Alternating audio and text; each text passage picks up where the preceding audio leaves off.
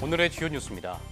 내년도 과학기술정보통신부 예산안이 올해 21조 원보다 12.9% 늘어난 23조 7천억 원으로 편성됐습니다. 역대 최대 규모로 특히 R&D 예산은 11조 8천억 원으로 올해보다 21.6% 늘었습니다. 오는 8일 달이 지구 그림자에 완전히 가려지는 개기월식이 3년 만에 나타날 예정입니다. 오전 2시 30분부터 약 83분 동안 이어지는데 전국에서 붉게 변한 달을 볼 수 있을 전망입니다. 한국인터넷진흥원이 스미싱 범죄를 원천 차단하기 위해 악성 문자 엑스레이 시스템을 가동합니다. 문자 발송 요청 시 중개사나 재판매사가 진흥원의 스미싱 여부를 확인하고 악성 문자로 판별되면 발송을 거부하게 됩니다. 최악의 가뭄으로 재난 사태가 선포된 강원도 강릉에는 국가소방동원령이 내려졌습니다. 하지만 이달에도 건조한 날씨로 인한 기상 가뭄은 당분간 이어질 것으로 전망됐습니다.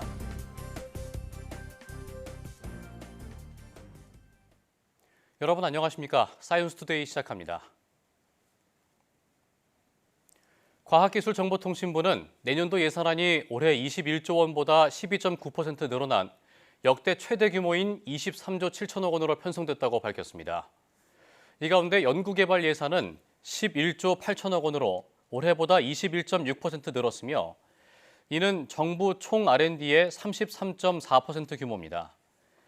정부의 AI 예산 10.1조 원 가운데 과기정통부 소관은 5조 1천억 원으로 첨단 GPU 확보와 국가 AI 컴퓨팅 센터 구축, 독자 AI 파운데이션 모델 개발 등에 투자됩니다. 또 반도체와 첨단 바이오, 양자 등 미래 성장을 이끌 차세대 전략기술 확보에 27.8% 늘어난 5조 9,300억 원을 확보했습니다. 지난 정부에서 삭감됐던 기초연구와 관련해 기초연구 과제 수를 올해 12,000개에서 내년도 15,000개로 늘리고 대학의 대표 연구 사업인 국가연구소 예산도 올해 100억 원에서 내년 300억 원으로 대폭 늘렸습니다. 우주항공청의 내년도 예산안이 처음으로 1조 원을 넘어섰습니다. 우주항공청은 올해보다 15% 정도 증액된 1조 1,131억 원 규모의 내년도 예산안을 편성했습니다.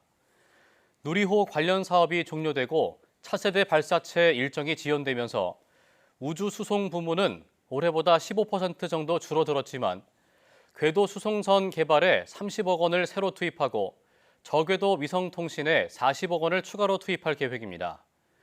또 2032년 달 착륙을 위한 달 탐사 2단계 사업에 300억여 원이 더 늘어난 809억 원을 배정했습니다.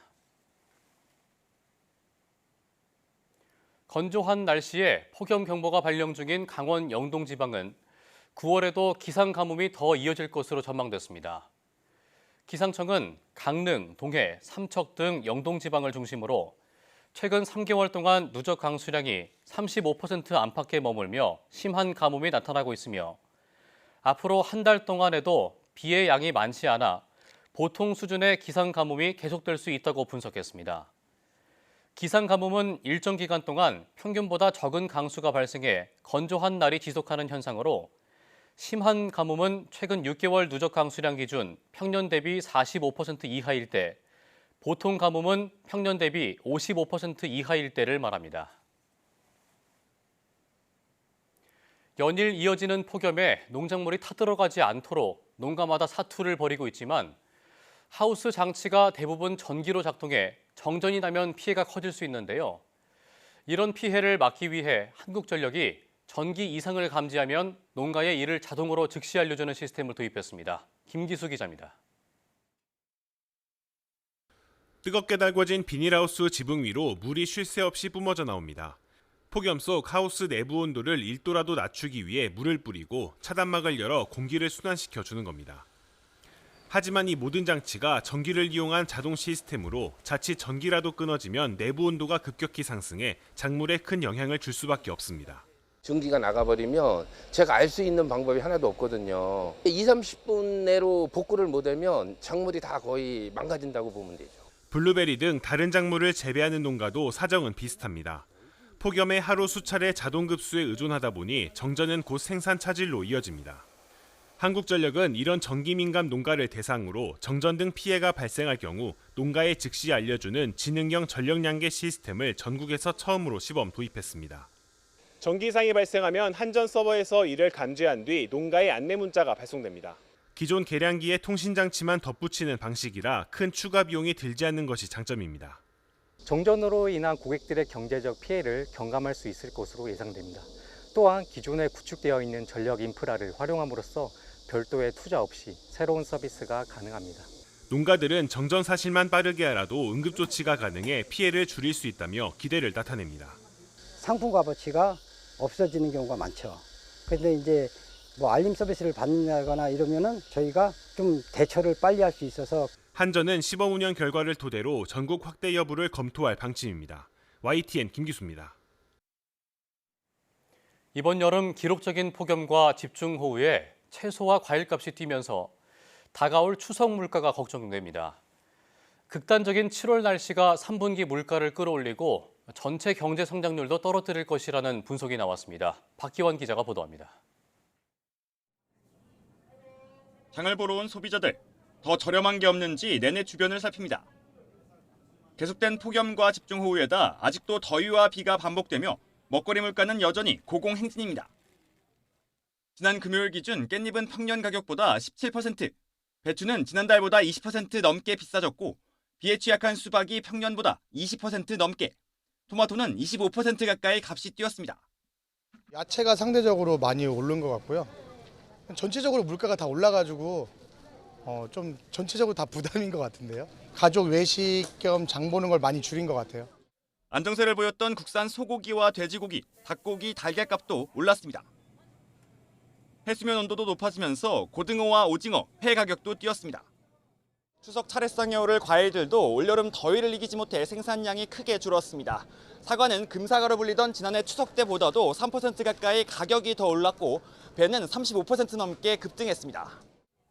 한국은행은 7월 폭염과 집중호우가 3분기 소비자 물가를 0.3%포인트, 올해 전체 물가 상승률도 0.1%포인트 끌어올릴 것으로 분석했습니다. 한은은 특히 집중호우와 폭염 빈도가 2020년대 들어 뚜렷하게 늘었다고 밝혔습니다. 2020년대 집중호우 일수는 연평균 49일, 폭염 일수는 67일로 2000년대보다 각각 24%, 45% 급증했습니다. 이 같은 현상은 경제 성장률에도 부정적 영향을 미칩니다. 한은은 집중호우와 폭염 일수의 영향으로 2020년대 3분기 기준 경제 성장률이 2010년대보다 0.1%포인트 줄었고 연간으로 보면 0.04%포인트 줄었다고 봤습니다. 야외 활동이 중심이 되고 있는 건설업이나 농림업, 그다음에 이제 대면 서비스 드릴 텐데 집중호우가 나면 일단 1차원적으로 저희가 야외 활동을 못 하다 보니까 거기에서 이제 단기적으로 이제 직접적인 피해가 발생을 하고요. 날이 많이 더워지면은 저희가 실제로 조업 가능한 시간이나 시간대 이런 것들이 좀 제약이 되다 보니까 한국은행은 이상기후 피해 급증은 우리나라 인프라가 과거의 기후를 토대로 설계되어 있기 때문이라며 장기 기후 변화 추세에 따라 재난 대응 체계를 구축하는 등 선제적으로 대응해야 한다고 강조했습니다. YTN 박변입니다. 울산 앞바다에서 마치 거대한 배가 하늘을 떠다니는 듯한 신비로운 광경이 포착됐습니다. 바다의 신기루로 불리는 파타 모르가나 현상인데요. YTN이 단독 확보한 영상 오태인 기자가 보도합니다. 대형 화물선이 수평선 위를 미끄러지듯 항해합니다. 하지만 어딘가 어색한 모습. 수면을 가르는 것이 아닌 하늘을 나는 듯 보입니다. 이야, 진짜 신기하다. 날아다니네, 배가. 인공지능이 만든 가짜 영상 같은 모습의 항해는 한동안 계속됐습니다. 계속 보다 보니까 뭔가 상이 일반적이지가 않아갖고 뭔가 신기루 같다. 예, 신기하고 이제 생소한 걸 봤으니까 뭔가 기분이 좋아갖고 아버지랑 좋은 추억도 쌓았다 싶어서 좋았습니다. 배가 하늘을 나는 듯한 착시는 바다의 신기루라 불리는 파타 모르가나 현상이 나타난 것입니다.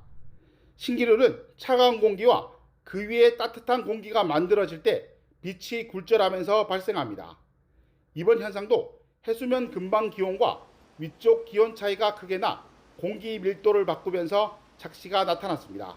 공기 밀도 차이를 일으켜서 나타나기만 하면 신기루가 나타나는 건데, 그러나 이제 이번처럼 규모가 이렇게 크고 상이 뚜렷한 경우는 뚜렷하게 기온 차이가 있고 또 대기질이 좀 깨끗해야지만 나타나는 것이라서 좀 이례적일 수는 있을 것 같습니다. 울산 앞바다에서 파타 모르아나 현상이 발생한 건 차가운 바닷물 영향입니다. 울산에서 기장 사이 연안 표층 바닷물이 남서풍 영향으로 먼바다로 밀려났고 저층 차가운 바닷물이 채워지면서 냉수대가 형성됐습니다. 그 냉수대가 수면이 뜨거운 기온과 만나 바다 신기루 현상이 나타난 겁니다. 강원도나 이게 경북까지는 크게 영향이 안 가고 주로 이제 대야내역 따라서 이렇게 바람이 불다 보니까 울산하고 요 기장 쪽이 좀 많이 심하게 나타나고 있습니다. 남해에서 고수온 영향으로 피해가 발생하는 가운데 울산 앞바다에서는 차가운 바닷물과 식을 줄 모르는 늦더위가 신비로운 자일 현상을 연출했습니다. YTN OTN입니다. 달이 지구 그림자에 완전히 가려지는 개기월식이 3년 만에 나타날 예정입니다. 한국천문연구원은 오는 8일 오전 1시 26분 달의 왼쪽 부분이 지구 그림자에 가려지는 부분식이 시작된다고 밝혔습니다. 이어 오전 2시 30분부터 3시 53분까지 약 83분 동안 개기월식이 이어져 전국에서 붉게 변한 달을 볼 수 있을 전망입니다. 우리나라에서 볼 수 있는 개기월식은 지난 2022년 11월 8일에 있었고 앞으로 2026년 3월 3일에 다시 나타날 예정입니다.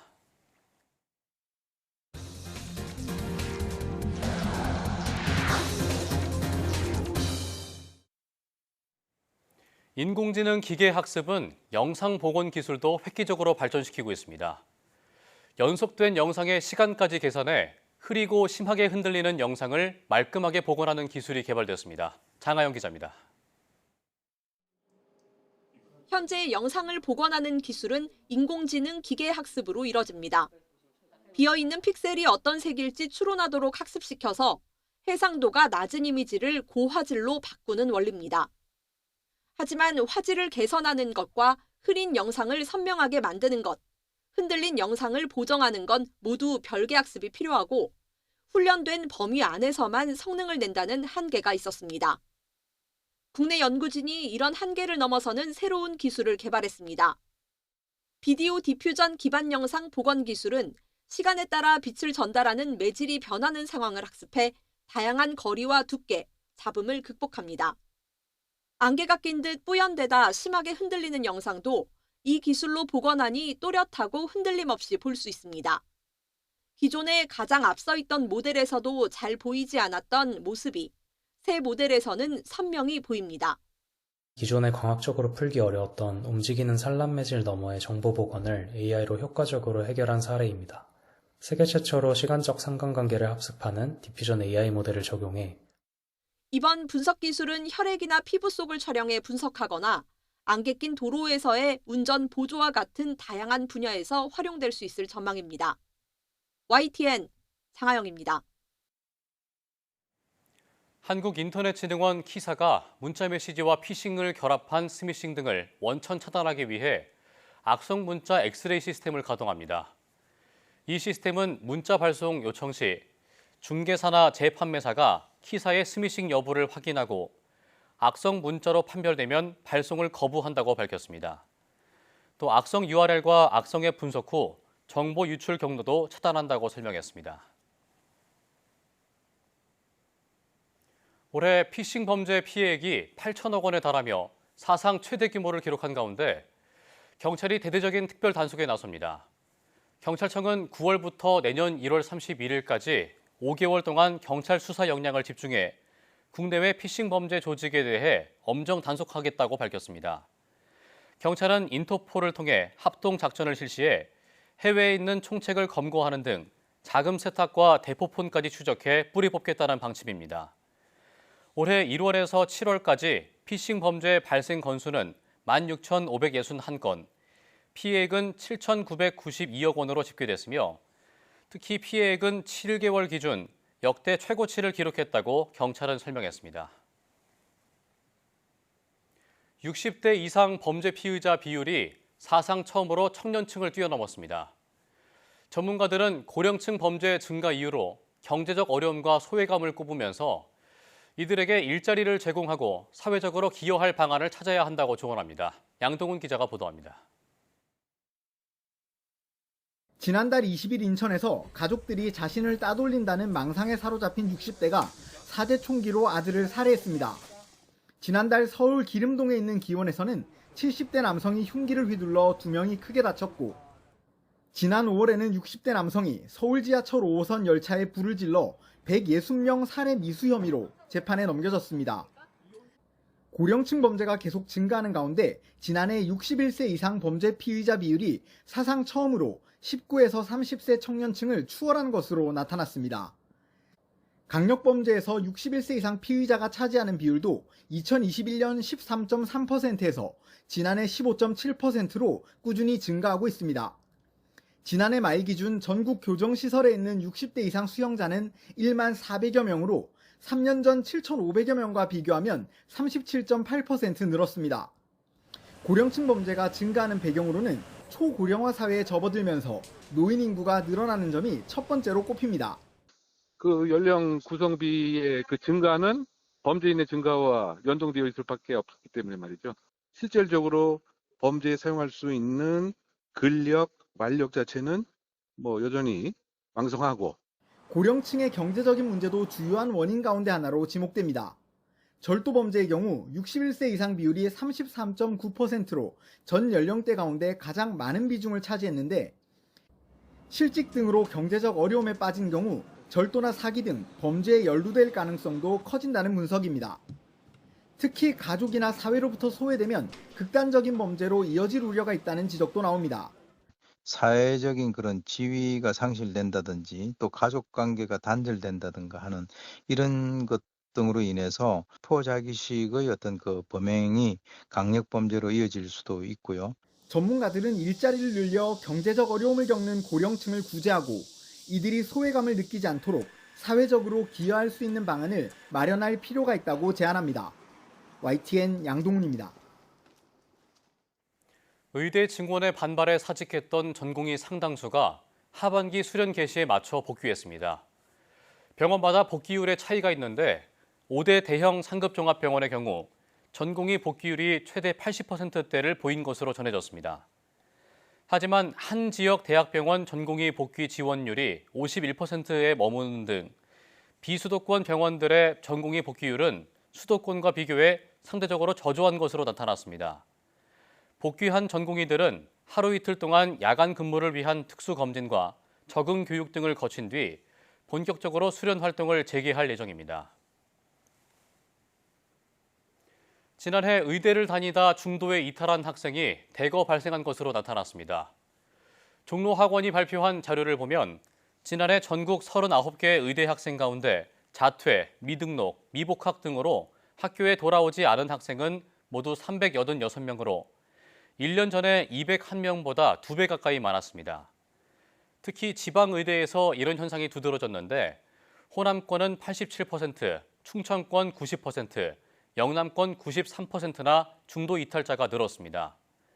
지난해 의대 정원이 2,000명 늘어나면서 상위권 의대로 이동한 학생이 증가한 것이 원인으로 분석됩니다. 미국은 한국산 자동차에 대해 무역 협상이 타결된 지 한 달이 지나도록 여전히 약속한 15% 대신 25% 품목 관세를 적용하고 있습니다. 자동차를 볼모로 더 양보를 받아내겠다는 전략인데 상호 관세가 위법 판결이 난 2심 판결 영향으로 이런 전략이 강화될 것으로 보입니다. 이승은 기자가 보도합니다. 우리나라와 일본, EU에 대해 자동차 품목 관세 15%를 약속한 미국. 하지만 지난 4월부터 부과한 25% 관세를 유지하고 있습니다. EU는 서둘러 협상 후속 조치를 내놨습니다. 미국산 공산품에 대한 관세를 철폐하고 미국산 해산물과 농산물 수입을 늘리는 법안을 발표했습니다.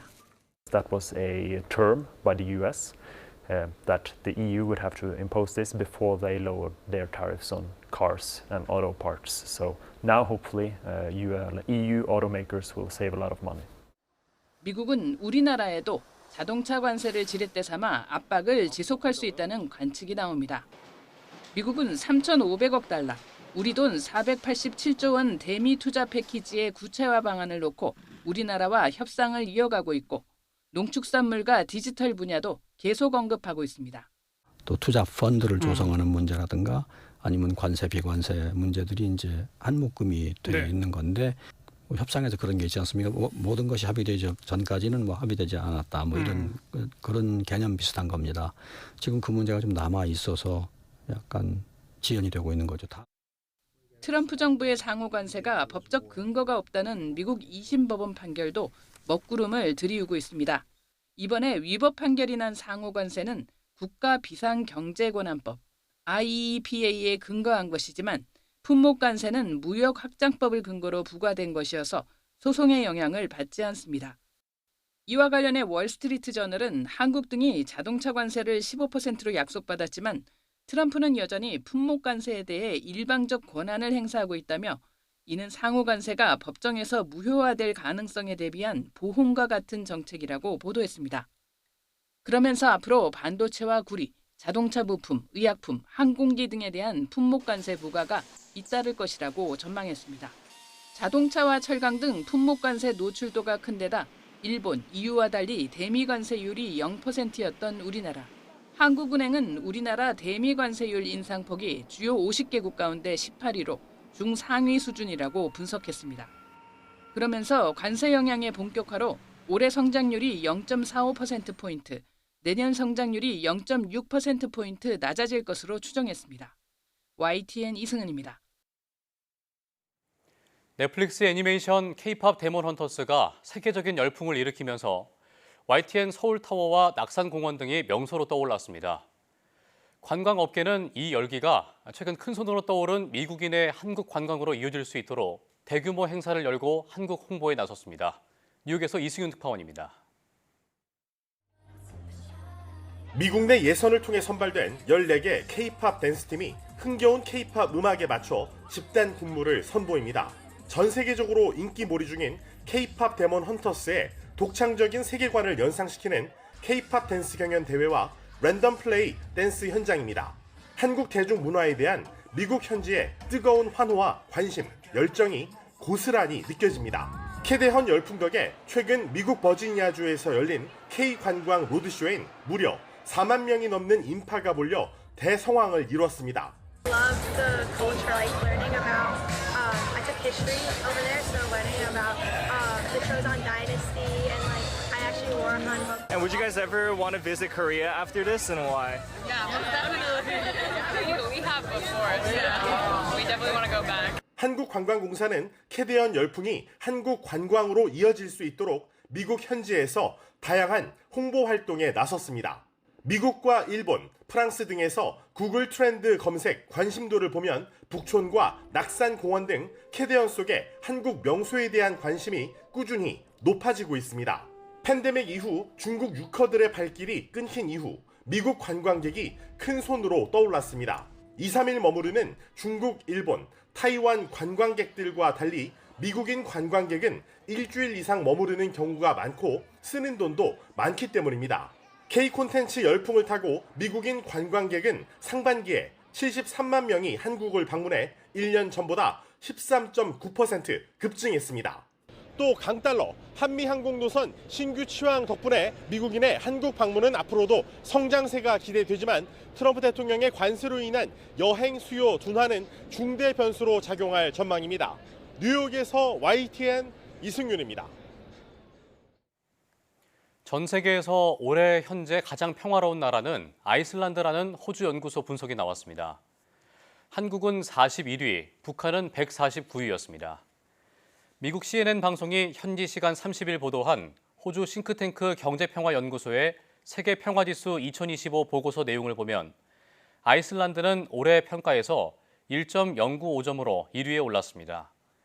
아이슬란드는 2008년 이후 줄곧 1위입니다. 한국은 조사 대상국 163개국 가운데 1.736점을 받아 전년보다 순위가 2계단 오르며 41위가 됐고 북한은 전년도와 같은 149위를 기록했습니다.